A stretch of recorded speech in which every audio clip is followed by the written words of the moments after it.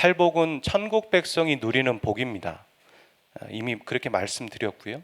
그러니까 천국에 가서 누려야 하는 복인데 예수님은 이 땅에 있는 사람들에게, 오늘 우리 모두에게 이 말씀을 선포하셨습니다. 이 말인즉슨 무엇을 뜻하는 것이냐면 예수 그리스도를 믿는 자에게 이미 천국 백성의 자격이 주어졌다라는 얘기입니다. 그것을 말합니다. 사랑하는 여러분, 세상 사람들이 말하는 복을 받고 싶어서 노력하고 그것을 쫓아다니는 사람이 되지 마시길 바랍니다. 우리가 지난 시간에 보았던 사마리아 여인처럼 계속 채우지만 부족하다는 걸 느끼고 갈증을 느끼게 될 것입니다. 그것이 아니라 송충이는 솔잎을 먹어야 합니다. 가장 자기에게 편한 옷은 자기에게 맞는 옷입니다. 이런 것처럼 천국 백성이 누려야 하는 복에 관심을 갖고 그렇게 살아가기로 결정하시길 바랍니다. 팔복을 들을 때 여러분 안에 갑작스러운 변화가 있을 거라고 저는 기대하지 않습니다. 물론 하나님께서 어떤 사람에게 그런 일을 허락하실지도 모르겠습니다. 하지만 조금씩 그런 갈등과 변화가 있기를 바랍니다. 큰 배를 움직이는 것은 그 기관실에 있는 작은 키가 되는 것입니다. 이런 것처럼 우리의 변화는 갑작스러운 외적 변화가 아닙니다. 우리의 마음의 변화이고 또 마음의 어떤 갈등일 것이고 또 그것의 울림이고 기도하는 것입니다. 결단하고. 오늘 우리가 5번째 복을 들을 때 그런 결단과 기도가 있었으면 좋겠고 성령께서 그런 변화들을 여러분 가운데 허락하시기를 주의 이름으로 간절히 축복합니다. 여러분, 팔복을 보면 어떤 생각이 드십니까? 우리는 복을 얘기할 때 우리 안에 외적인 변화, 어떤 많은 것들이 눈에 보여지는 것들의 변화를 복이라고 얘기할지 모르겠지만 팔복에서 얘기하는 것은 외적인 변화보다는 먼저는 마음의 터치라는 것입니다.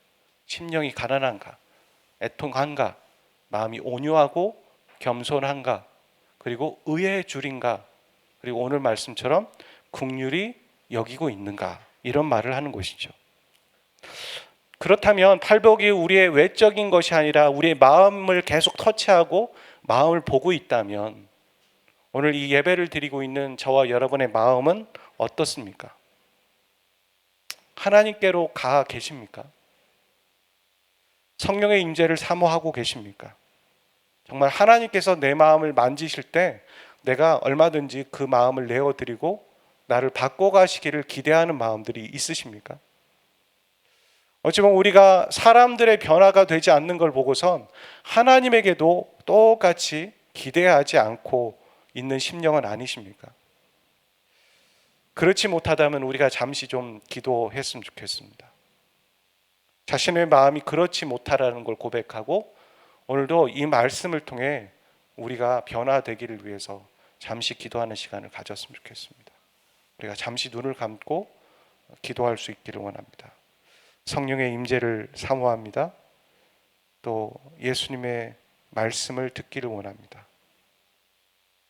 그리고 내 마음이 그렇게 하나님께 기대하지 못하고 있다면 그 마음을 잠시 고백하는 시간을 가졌으면 좋겠습니다.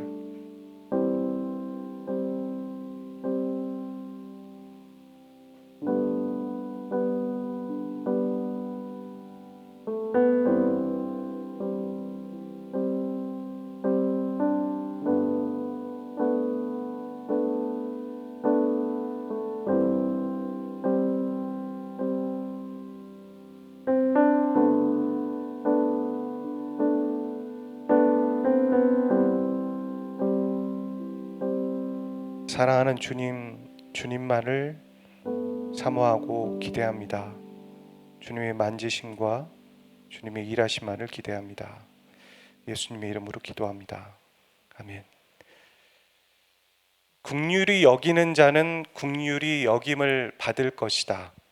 이 여기서 말하는 가장 키워드는 긍휼을 우리가 알아야 합니다. 긍휼이라는 단어는 헬라어로 봤을 때 엘레에몬 이렇게 표현하고요. 근데 이 엘레에몬은 엘레오스라는 단어에서 나왔습니다. 근데 엘레오스가 무슨 뜻을 갖고 있냐면 자비라는 뜻을 갖고 있습니다. 그래서 긍휼이라는 의미를 잘 알려면 자비가 무엇인지 알면 되는 것입니다. 성경에서 나오는 자비란 이런 겁니다. 하나님이 인간에게 보여주는 사랑과 용서, 그것이 자비입니다. 솔직히 헬라어로 봤을 때 헤세드 하면은 그 헤세드 안에 사랑이 있고 자비가 있고 긍휼이 있고 다 있습니다. 한마디로 하나님의 사랑과 용서가 바로 자비입니다. 그리고 그 하나님의 사랑과 용서가 넘쳐나서 외적으로 나타나는 것. 어떤 사람이 하나님의 용서와 사랑을 깊이 체험하고 그 사랑과 용서가 가득해서 그것이 넘쳐서 외적으로 나타나는 것이 바로 긍휼입니다. 긍휼이란 성경에서만 있는 덕목은 아니죠. 불교에서도 대자 대비 이렇게 표현하고요. 유교에서는 인 이렇게 표현합니다. 그러니까 이들이 말하는 긍휼과 그렇다면 성경이 말하는 긍휼은 같지 않습니다. 차이가 있다라는 것이죠. 예를 들어서 타종교에서 말하는 긍휼은 무엇이냐면 자신의 노력으로 이 도를 깨닫고 그래서 아직 도를 깨닫지 못한 사람들에게 도움을 주는 것, 그게 긍휼입니다. 하지만 성경에서 말하는 긍휼은 이 정의와는 좀 다릅니다. 아까 얘기했던 하나님의 사랑과 용서를 받았다는 거죠. 근데 하나님의 용서와 사랑을 왜 받아야 될까요, 우리가? 그것이 왜 우리 인간에게 필요할까요? 아시겠지만 그것은 인간이 죄인이기 때문입니다. 그러니까 성경이 말하는 긍휼이란 바로 그 인간이 자신의 무능함과 죄인을 발견하고 하나님의 긍휼하심을 받았을 때, 받고 나서 보니까 다른 사람이 보이는 거죠. 그들이 긍휼히 여겨지고 긍휼함을 갖게 되는 것, 그것이 바로 긍휼입니다. 여러분 차이점을 아셨습니까? 불쌍히 여긴다는 행동은 똑같습니다. 양쪽에 차이가 없는 거죠. 하지만 그 불쌍히 여기는 마음의 동기가 어디서 왔냐가 중요한 것입니다. 사람들이 얘기하는 것은 자신에서 시작된 것이고 우리가 얘기하는 이 긍휼은 바로 하나님에게서 온 것이죠. 성경에서 얘기하는 긍휼은 분명한 차이가 있는 겁니다. 다른 종교에서 말하는 긍휼이란 자기가 부여해야 합니다. 자기의 의가 있고요. 자기가 나타나는 겁니다. 하지만 하나님이 얘기하는 성경에서 말하는 긍휼은 심령이 가난한 데에서 시작합니다. 그러니까 어떤 사람을 봤을 때 우리가 외적으로 봤을 때요, 저 사람은 복을 못 받은 것 같고 참 불행한 것 같다라고 하는데 그 마음에 배부르고 풍요하고 다른 사람을 긍휼히 여기는 사람들이 있는 겁니다. 물론 세상의 기준으로 봤을 때는 여전히 못 살고 가난한 거죠. 근데 하나님의 복과 하나님의 기준으로 봤을 땐 그 사람은 부유한 자입니다. 누구보다도. 아시겠습니까? 근데 우리의 눈이 세상의 눈과 세상의 기준으로 본다면 이것을 취하지 못할 것입니다. 이렇게 봤을 때 그리스도인의 긍휼은 하나님의 긍휼하심에서 시작된 것이죠. 우리가 받았으니까. 여러분 사랑할 만한 사람을 사랑하고 용서할 수 있는 사람을 용서하는 것, 그것은 성경이 말하는 긍휼이 아닙니다. 그건 안 믿는 사람들도 다 할 수 있는 것입니다. 긍휼은 용서할 수 없는 사람을 용서하고 사랑할 수 없는 사람을 사랑하는 것이며 그것이 외적인 형태로 나타나는 것입니다. 누가 그럴 수 있습니까? 와, 진짜 어렵다. 하나님이 이 예수님을 통해서 죄인인 우리를 그렇게 용서하셨습니다. 우리가 먼저 그렇게 용서함을 받았다는 거죠. 사랑할 수 없는 사람을 우리를 사랑하시고 용서할 수 없는 우리를 용서하신 것입니다. 우리가 그 용서함을 받았습니다. 아멘. 이 성품이 고스란히 스데반에게 맺어졌습니다. 그래서 스데반이 자신을 돌로 치는 사람들을 어떻게 합니까? 죽으면서까지도 용서해달라고 말합니다. 이 성품이 손양한 목사님에게도 깃들어져 있었습니다. 그래서 자기의 두 아들을 죽인 사람을 양아들로 삼고 그 양아들을 진심으로 아들로 대했고 그 아들이 신학 공부를 할 수 있도록 도와주었습니다. 물론 그 아들은 신학 공부를 하면서도 자신이 번뇌에 빠졌습니다. 왜냐하면 자기가 죽인 사람의 아들이 됐다라는 것이 참 쉽지 않았던 것이죠. 그래서 그 아들이 신학 공부를 했지만 목회의 길을 걷지는 않았고, 그 아들의 아들, 그러니까 손양원 목사님의 손자가 목회의 길을 걷고 있습니다. 이런 것처럼 예수님의 성품이 사람들 안에 깃들을 수 있는가? 그럴 수 있습니다. 불가능한 일이 아닙니다. 다만 그 예수님의 성품이 우리 안에 깃들기 위해서 반드시 우리 안에 성령의 역사가 필요한데, 우리가 그 성령께 우리를 온전히 맡기지 못하고 있기 때문에, 버티고 있기 때문에 그 일이 더딘 것뿐입니다. 여러분, 이 국률이라는 단어는 성령의 열매 가운데 있진 않죠. 하지만 우리가 보는 것처럼 사랑, 희락, 자비, 양선, 온유, 충성 이런 것들을 보다 보면 당연히 국률은 그 안에 들어있진 않지만 이것이 바로 예수님의 성품이요 성령의 열매라는 걸 알 수 있습니다. 그리고 성령께서 우리 안에 계시다라는 건 바로 이 국률의 성품이 우리 안에 맺어지기를 위해 일하고 계시다라는 것이죠. 여러분, 국률이 여기는 것이 복된 삶이라는 거, 오늘 우리가 지금 그 주제를 배우고 있지 않습니까? 이것이 우리의 삶에 아주 실질적인 문제가 됩니다. 한번 소개를 해보겠습니다. 여러분, 사람들이 잠을 설치는 이유는 어떤 사람에 대해서 분을 삭히지 못하기 때문에 그런 사람들이 있습니다. 스트레스를 받고 속에 탈이 나기도 합니다. 그리고 화병으로 병원에 가는 사람도 있습니다. 아무리 약을 먹지만 그거 잘 고쳐지지 않거든요. 그리고 그로 인해서 그 병원을 가고 여러 일들을 하니까 경제적인 부담도 우리에게 옵니다. 혹은 그것을 참지 못하여서 해코지를 하고 또 살인에까지 가는 이유가 되기도 합니다. 이렇게 봤을 때 이 국률이 여기지 못한다라는 것, 그것은 우리의 삶에 아주 실질적인 문제가 되죠. 여러분 가운데도 그런 사람이 있을지 모르겠습니다. 용서하지 못하는 사람, 그리고 그 용서하지 못하는 사람 때문에 화를 내기도 하지만 반대로는 움츠려지는 거죠. 위축되는 거, 그렇게 되는 거, 결국엔 다 우리가 용서하지 못해서입니다. 자신을 용서하지 못해서이기도 하고 타인을 용서하지 못해서이기도 하는 것이죠. 저는 그런 사람을 아주 가까이에서 지켜보고 있습니다. 용서하지 못함이 자신을 묶습니다. 그리고 자신의 인생에서 정말 누려야 할 것들의 많은 부분들을 놓치고 누리지 못하는 참 안타까운 것들을 계속 지켜보고 있습니다. 한 사람의 인생을 얼마나 파괴시키는지 저는 그 뼈저리 느끼고 있습니다. 우리는 용서해야 합니다. 왜냐하면 우리 자신을 위해서입니다. 결코 그 사람과 상관없습니다. 그 사람이 나에게 사과를 하든 안 하든 상관없습니다. 우리는 용서해야 되는 이유는 그 사람을 위해서가 아닙니다. 나를 위해서입니다. 나에게 묶여져 있는 것들을 풀어주기 위해서 나는 하나님 앞에서 그 사람을 국리력에 두고 용서해야 하는 것입니다. 우리는 아주 중요하고 실질적인 문제를 다루고 있습니다. 하지만 쉽게 되지 않는 것이 용서이고 국률인 것입니다. 여러분, 국률이 여기는 자는 국률이 여김을 받을 것이다. 여러분, 이 말은 주기도문의 말씀이 생각납니다. 우리가 죄 지은 자를 사하여 준 것 같이 우리의 죄를 사하여 주십시오. 똑같은 맥락의 이야기입니다.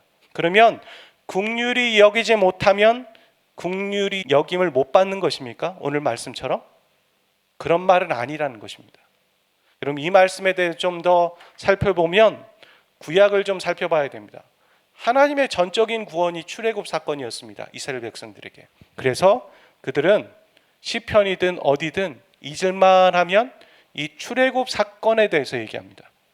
하나님의 전적인 구원, 홍해도 가르시고 10가지 재앙도 내리시고 만나와 매출하기로 하나님의 전적인 구원으로 이스라엘 백성들을 구원하신 거죠.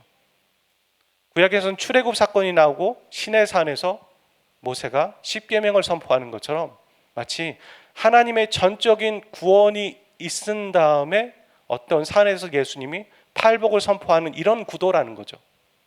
목사님, 팔복만 나오고 있는데 어떻게 하나님의 복음이 선포되고 있습니까? 마태복음 4장 17절에 보면 이런 말씀이 나옵니다. 이때부터 예수께서 비로소 전파에 이르시되 회개하라 천국이 가까웠느니라 하시더라. 하나님의 복음이 선포됩니다. 그리고 저 구약의 모양처럼 저렇게 팔복이 선포되고 있다는 거죠. 여러분, 이스라엘 백성들에게 십계명은 그들의 삶의 규범이요 중요한 이야기들이었습니다. 실질적인 그런 것처럼 팔복은 오늘날 그리스도인과 교인들에게 실질적인 메시지요 규범이 되는 것이라는 겁니다. 팔복은 상관없는 얘기고 우리가 살아가야 될 걸 살아가는 것이 아니라 이 긍휼히 여기는 것처럼 우리의 삶에 아주 실질적인 문제이고 영적인 원리가 되고 있다는 것이죠. 그래서 다섯 번째 복은 이런 말입니다. 그런 얘기가 앞부분에 생략되어 있는 것이죠. 하나님에게 긍휼함을 입은 자여 복이 있도다. 너희가 이미 긍휼함을 입었으니, 이 말이 생략되어 있는 겁니다. 솔직히. 그리고선 얘기하는 거죠. 긍휼히 여기는 자는, 그러니까 이 땅에서 지금 긍휼히 여기는 자는 천국에 가서 긍휼히 여김을 받을 것이다. 이렇게 되어 있는 말입니다. 여러분, 이 말씀에서 긍휼히 여김을 받을 것이다라는 말과 또 하나님이 사람을 긍휼히 여길 것이다라는 말에는 의심의 여지가 없습니다.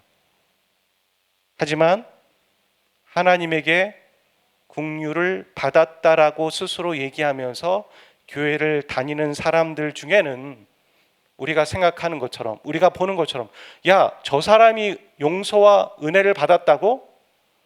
저 사람이 십자가의 사랑을 안다고? 아닌 것 같은데? 라는 사람들이 여러분 주위에 있을지 모르겠습니다. 우리가 얘기하는 그런 사람들이 있습니다. 과연 그 사람은 정말 하나님의 용서와 은혜를 받은 것일까요? 안 받았을지도 모르겠습니다. 자신이 착각할지도 모르겠습니다. 왜냐하면 저 말씀대로라면 하나님의 용서와 은혜를 입었다면 그는 결코 다른 사람을 내가 절대 용서하지 않을 거야, 도끼를 품고 또 다른 사람을 해코지하면서 그렇게 살지는 않을 거라는 거죠.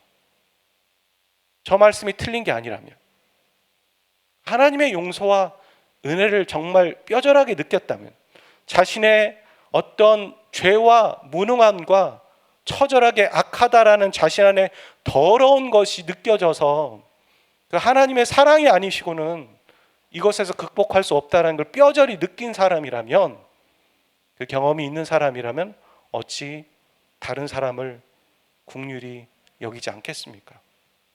다른 사람을 용서해 보려는 노력조차 하지 않겠습니까? 거짓이라는 거죠. 그렇지 않습니까? 그러면서도 우리의 경험과 판단이 전부는 아니겠죠. 우리가 판단하기에, 우리가 기준을 내기에 그 우리의 신념 가운데 저 사람은 절대 그런 사람이 아니야, 용서와 구원을 경험하지 못했어 라고도 할 수 있겠지만, 또 어떤 사람은 그렇지 않을 수도 있습니다. 우리의 판단과 기준이 다른 것이죠. 여러분, 그렇다면 그런 사람들은 어떻게 되는 것입니까? 그런 사람들을 우리는 어떻게 해야 됩니까? 절대 용서하지 않을 거야 하라는 마음을 가지고 악과 도끼를 품고 있지만 그는 구원받은 게 맞는 것 같은데, 예수님을 영접했다고 하는데, 그런 사람은 어떻게 해야 되는 것입니까? 그냥 그런 사람 그냥 놔두는 것입니까? 에베소서 1장 16절 19절 말씀에서 바울은 이런 기도를 하고 있습니다. 이런 기도가 있기 전에 에베소서 1장 초입에 보면 신령한 복을 우리에게 주셨다라는 말이 나와요. 그 신령한 복을 주셨다라는 거 바로 예수님을 아는 구원을 허락하셨다는 거예요. 구원받았다는 거죠. 에베소 교회는 이방 교인입니다. 이방인들이 모여있는. 바울은 드디어 3차 선교행을 통해서 가고 싶었던 에베소 지역을 갖고 그곳에 교회가 세워졌죠. 복음을 전하고 돌아왔어요.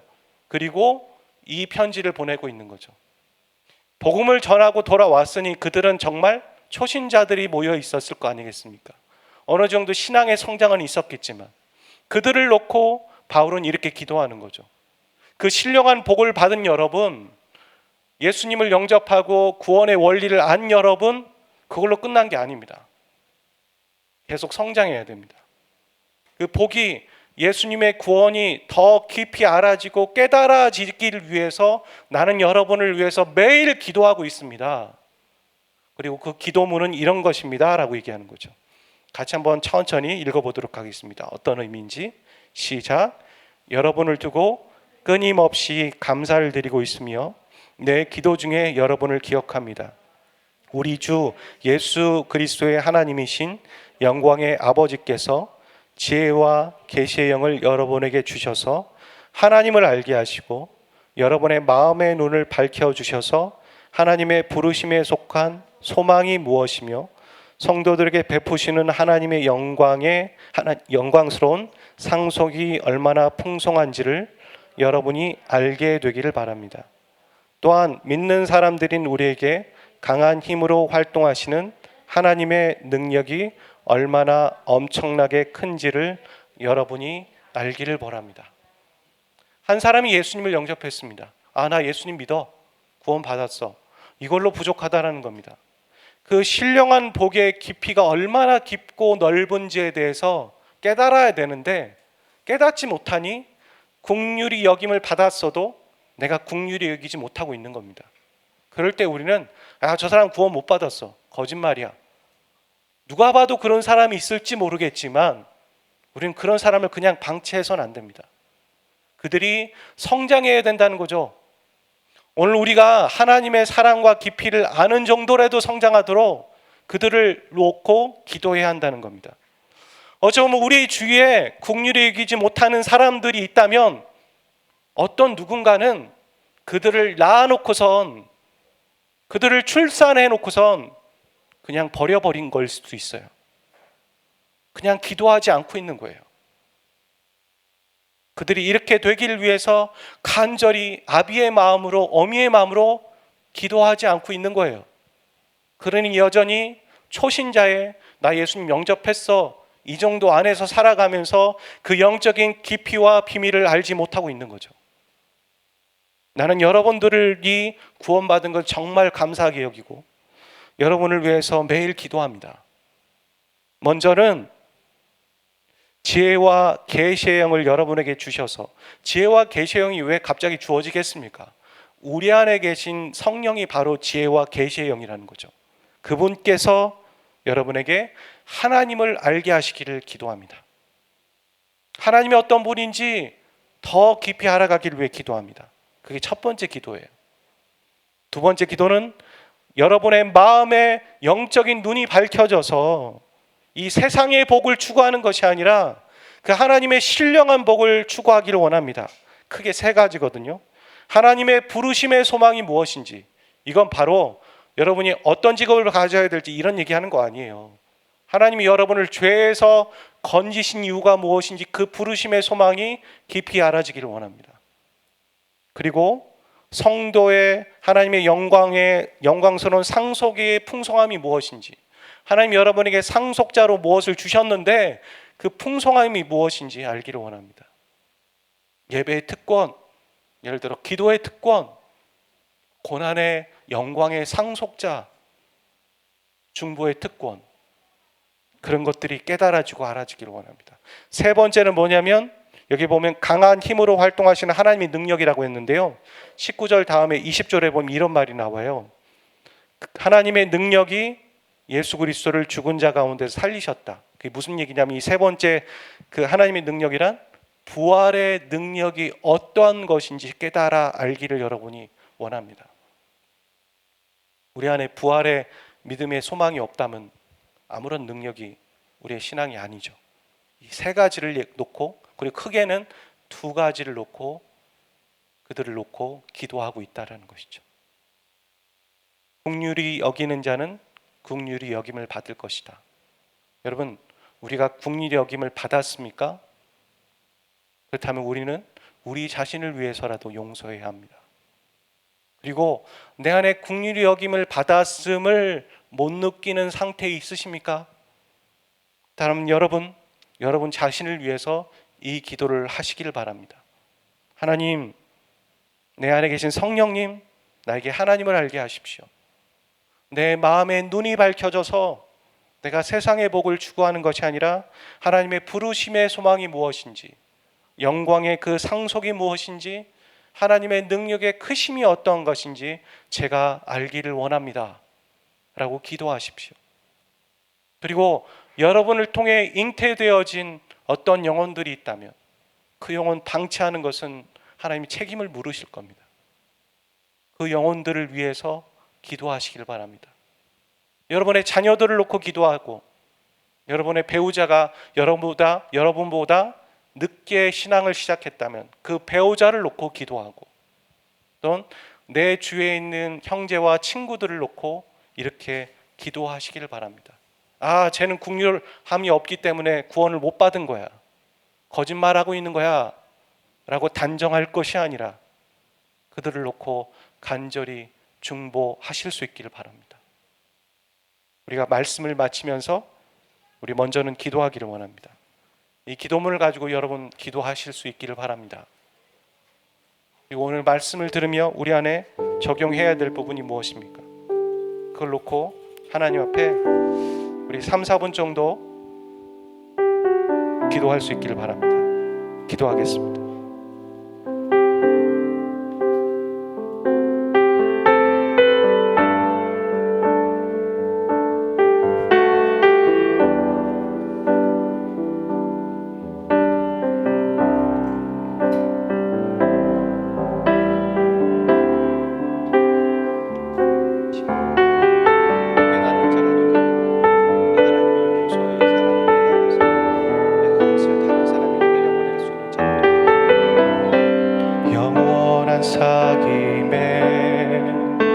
날 초대하시네. 주님을 누리며 사는 것, 날 부르신 대로, 날 지으신 대로 주님과 함께 걷는 삶, 영원한 사귐에 날 초대하시네. 주님을 누리며 사는 것, 날 지으신 대로, 날 부르신 대로 주님과 함께 걷는 삶, 이것이 영원한 삶, 이것이 영원한 삶, 참 하나님과 그 아들 아는 삶, 이것이 영원한 삶, 이것이 영원한 삶, 내가 주 안에, 주는 내 안에 거하는 삶,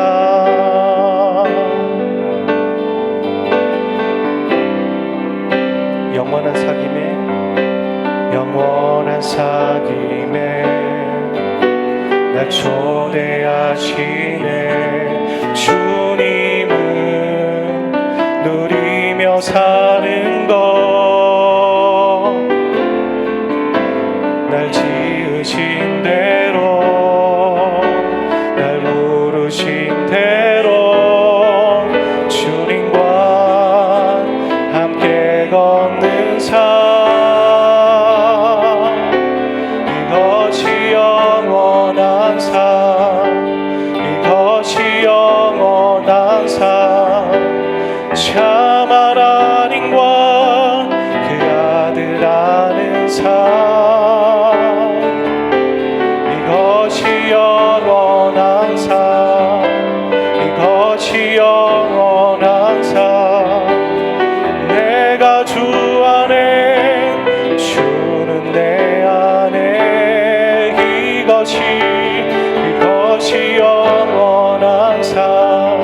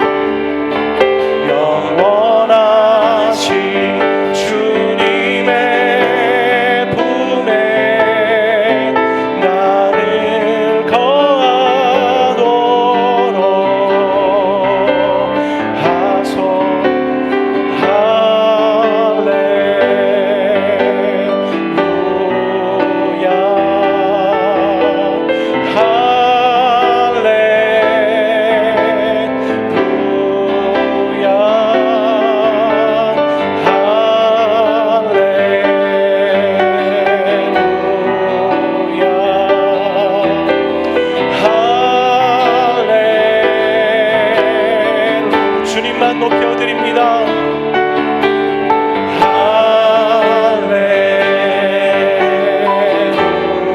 우리를 구원하신, 우리에게 사랑과 용서를 허락하여 주신 그 주님만 높여드립니다. 그 구원의 십자가가 우리에게 다시 한번 묵상되게 하여 주십시오. 하나님, 우리의 눈이 밝혀져서 하나님의 영광의 풍성함이 무엇이고 우리의 부르심의 소망이 무엇이며 하나님의 능력의 크심이 무엇인지 우리에게 알게 하여 주십시오. 하나님, 우리에게 지혜와 계시함을 허락하여 주신 이유가 있습니다. 우리가 하나님의 사랑의 깊이가 어떠하신 것인지 그 측량하심의 높이와 넓이와 깊이를 우리가 깨닫게 하여 주시고 알게 하여 주시기를 원합니다. 할렐루야, 할렐루야.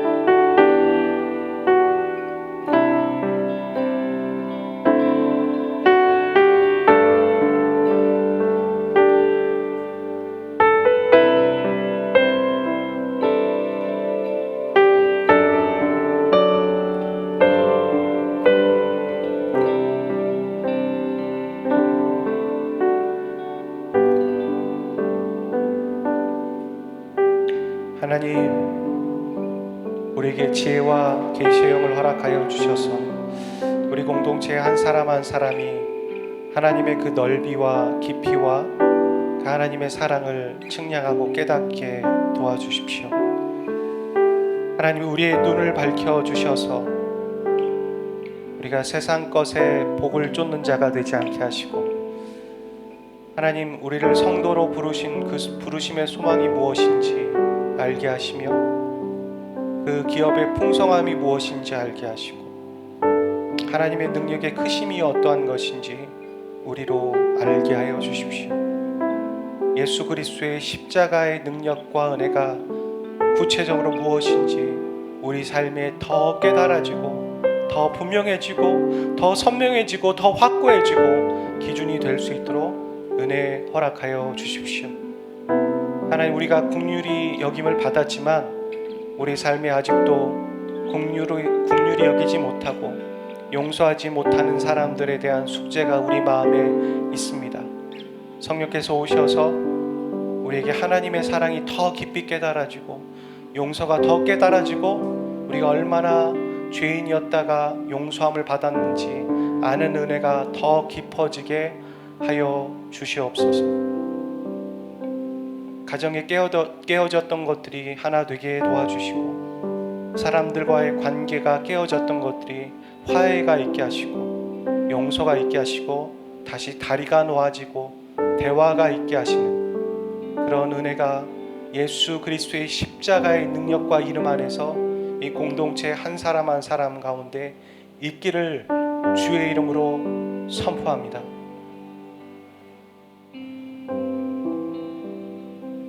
이 모든 말씀 우리 주 예수님의 이름으로 기도하였습니다.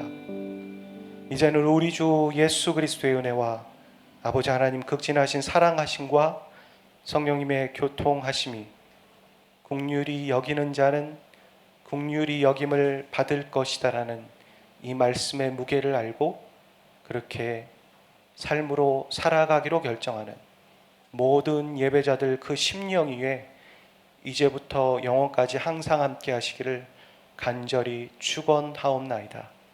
아멘.